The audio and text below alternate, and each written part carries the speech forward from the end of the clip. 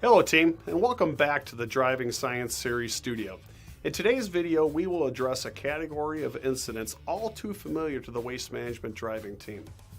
We will discuss the collisions that result from improper backing. Over the next two modules, we are going to discuss the hazards associated with backing a large commercial truck and review the policies and best practices that guard against failure during backing maneuvers. To begin with, it should be the goal of every professional driver to eliminate backing whenever or wherever possible, backing only when it is absolutely necessary. As we have said before, vehicles in general are not built to back with efficiency. During forward motion, a driver sits at or near the steering axle and employs an excellent field of view. Their input at the steering axle yields a rapid response at the vehicle's leading edge. However, when a truck is moving in reverse, it is pushed through a distance by a driver that is assessing risk with a limited field of view.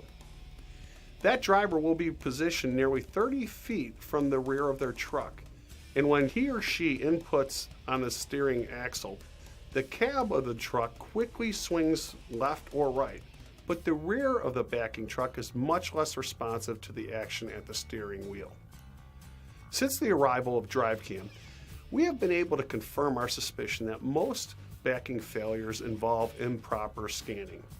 In fact, most recorded backing collisions involve a driver who has locked onto a single mirror for 7 or more seconds prior to impact.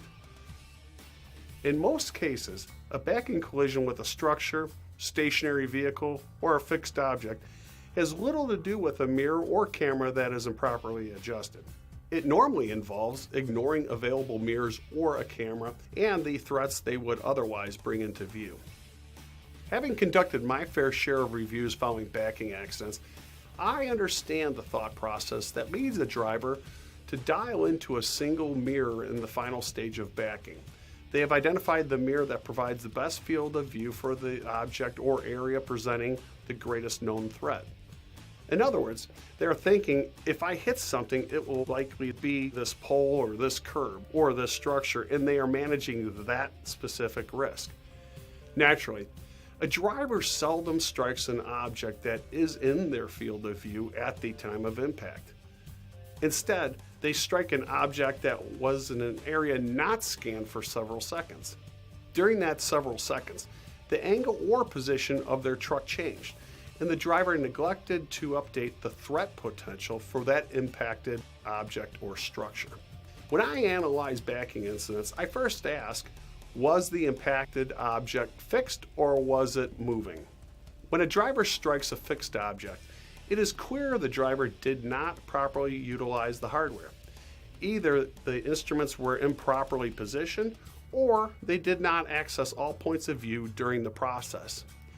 If the impacted object was fixed, I also want to know the speed during backing. There is a quantity of speed that, when reached, a driver can no longer collect or process enough information fast enough during backing.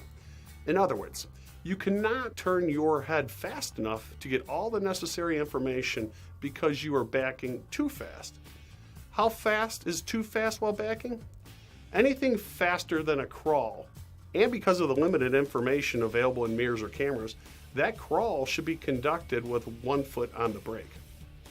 If you lock onto one mirror or onto your backing camera, you are like a running back that is focused on the closest defender every time he gets the ball. It is not always the threat you see that ends the play. When a good running back goes across or upfield, he swivels his head to locate every potential tackler. Similarly, at Waste Management, we do not define safety as managing the greatest known risk in every situation.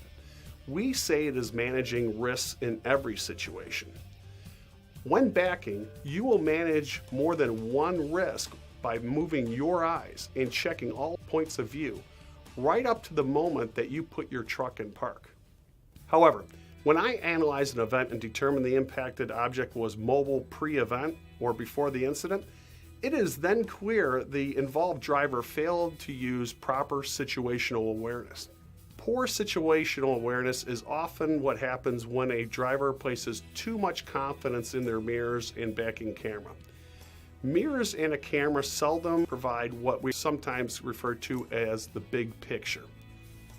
Under normal driving conditions, when you occupy a lane of travel and move your eyes back and forth across the horizon, you utilize your peripheral vision. Peripheral vision is defined as a part of vision that occurs outside the very center of gaze. Your eyes and brain continually assess the status or motion of objects outside your central vision. However, when backing, you must rely on a set of mirrors and a backup camera. The available frame of view is narrow and limited. You collect less information with your eyesight and process less data with your brain. You gather less data because you are not using your peripheral vision. You are no longer detecting the movement of objects outside the very center of gaze. If you move backwards at too great a speed with your foot on the accelerator, not on the brake, then you cannot respond effectively to objects or pedestrians that insert themselves from the left or right edge of your mirror or camera. If you back at 5 miles per hour, foot on the accelerator, the fastest you can respond to an emergent threat is 1.1 seconds. The time of 1.1 seconds includes the time it takes to move your foot to the brake pedal, then the time it takes for your air brakes to actuate. And once you do brake, moving at 5 miles per hour, you will need an additional 3 to 5 feet to get your truck stopped. More time for the object or person to draw even closer to the rear of the truck.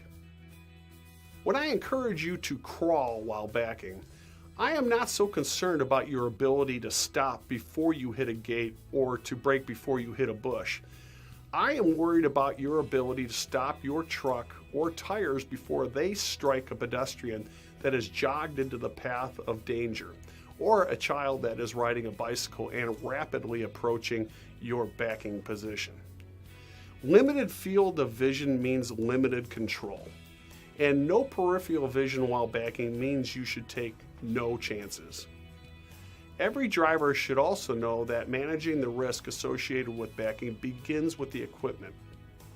Be sure to check your tools for backing on every pre- and post-trip inspection. This includes mirrors, backing and side cameras, audible backing alarms, warning strobes, and reverse lights. Now that we have talked about the mechanics of backing and the risk of doing so with a limited field of view, I want to quickly review the waste management policy for backing. Let's look at Rule 8.4, which generally covers backing maneuvers in a company truck. As I stated earlier, backing is to be avoided whenever possible. Careful planning will help reduce the amount of backing required on your route. You should use other options to accomplish the same task whenever possible, including going around the block or driving a little further and turning around in a safe location. Drivers who pass an addressed street or customer that needs to be serviced must do the following. Do not immediately back up. Determine the safest method. This may involve continuing on to the next street and turning around, or accessing from a different angle.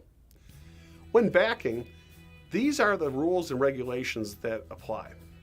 First, come to a complete stop. Turn on four-way flashers. Anticipate the actions of people and other vehicles in and around the truck. Be prepared to respond to changing conditions. Do not back around a corner or into an intersection unless there is no other option. And finally, remember the size and location of the blind spots for the specific truck you are operating. I accept that backing is a high-risk maneuver. That is why we discourage it so passionately. But as a true professional, there is no threat and no area of difficulty that you cannot overcome with your focus and skill. I also know that few people master backing. As a career driver, you will drive hundreds of thousands of miles in a commercial truck. But how many miles will you actually drive in reverse? over your entire career, perhaps a few hundred miles, perhaps less. You certainly will not do enough to become proficient at the process, which means you can only master the level of caution it takes to back safely. If you are involved in a backing event at Waste Management, a post-incident review of the event will likely reveal a lack of focus or a lack of proper method. The cause is not likely to be an extraordinary set of circumstances. It instead will be a decision to gamble where there is a gap in the available information. For example, you will look left and see a pedestrian standing on a nearby corner. Look right to check a mirror before backing. Then look left again, not seeing the pedestrian and not knowing where that individual went, but deciding to proceed anyways because no rational person would step behind a refuse truck when it's preparing to back with an audible alarm. Believe me, there are a number of true and tragic stories that have started with exactly that set of circumstances. Next month, we will continue our discussion on backing, and we'll talk in greater detail about the R factor, which is the mandate to pause for 3 seconds after placing any waste management vehicle in reverse. That 3-second count, which must take place before backing, is every driver's opportunity to get their head properly oriented around the task and to make an initial comprehensive assessment of the environment and any potential threats or changing conditions. We will also discuss your pre-backing ritual, how you should use the first moments at a customer's location to identify potential mobile threats before your backing sequence. Before we sign off, I want to introduce to you an exciting new component of the safety communications strategy. In each future module, we will be joined by a health and wellness expert that will briefly touch on an important topic concerning your mission to be safe and healthy. We are calling this part of our module Health Tips, and it will be led by our Houston teammate, Jennifer Rorty. For those of you that I have not yet met, I'm Jennifer Rorty, and I'm one of the health promotion coordinators for Waste Management. I'm also a certified exercise physiologist. The purpose of the new Health Tips segment is to help waste management employees guard against injury and illness, and to help them advance their overall health and well-being.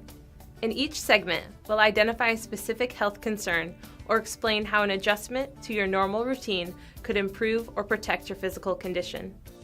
We also introduce employee benefits that offer a health advantage to employees and your loved ones, letting you take full advantage of the services offered by Waste Management and its health services providers. One way Waste Management is helping you stay healthy is through a new phone or web-based medical benefit called MD Live.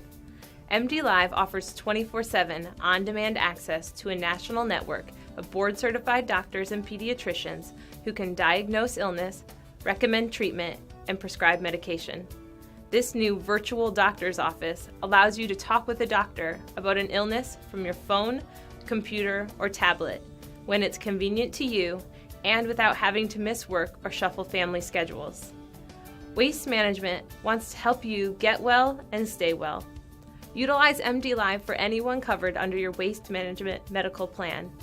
For more information, visit mywmtotalrewards.com or call the Benefits Center. Each month, we'll highlight an aspect of your Waste Management employee benefits package that can help you improve or maintain your health and wellness. I hope you'll take advantage of these free services offered by Waste Management that help you recognize optimal health. Thank you for your time today, and remember, employee safety starts with employee wellness. Thanks, Jennifer. We are very excited to add health tips as a new dimension of our monthly communications. I am confident it will prove valuable to our company, and I hope each of you in our audience understands how health impacts your ability to be most safe and productive. It also directly influences your physical safety every minute of your personal life. In closing, I want to add my thanks for the focus that you bring to your job each and every day. Your focus on backing is also appreciated. thousands of backing maneuvers take place across our company without incident every service day. When you look at those numbers, it is obvious that threats are generally well managed across our company. That concludes today's presentation. I look forward to seeing you next month when we complete our discussion on safe backing. Until then, thank you for all that you do, and please be safe out there.